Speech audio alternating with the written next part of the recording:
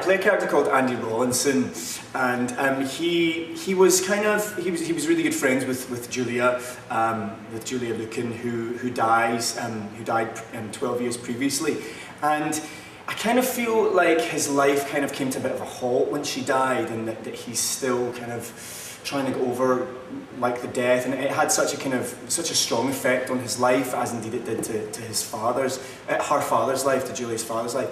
He's a self-made businessman whose daughter, who was a musical genius, died 12 years ago in the room where this play is set. Ghost story. That's what it is, it's a ghost story. It is a ghost story by Alan Ayckbourn. Alan Ayckbourn, one of our greatest, writers, certainly of the last 30 years, 40 years maybe. I saw my first Ayckbourn probably mid-70s, and he's still going strong. And when he writes a play, it's a marvellous play. He used to wind me up a lot like that. He's incredibly, inexperienced, gullible. It's pathetic, really. Women can always, can't they? When they feel like it.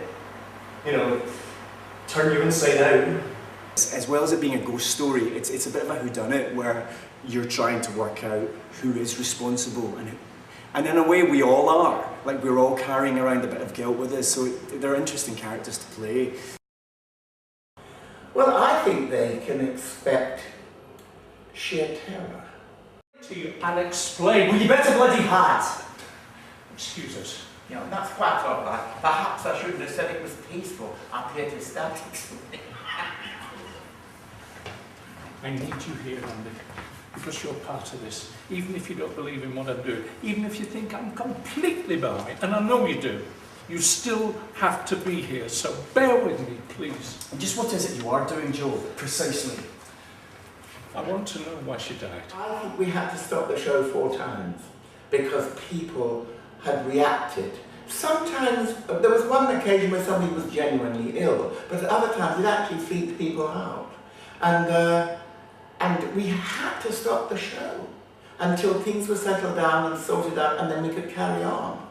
And that was very extraordinary because we felt, well, Julia really is here, isn't she? But the characters are really interesting and really quite complex, and are carrying around all this guilt and all this stuff that they're trying to move beyond.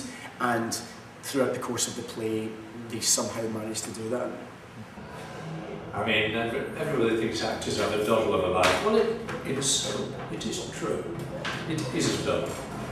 This is no brain power, there's not much going on. The lines are there, you just say them, and the audience interpret them as they would wish.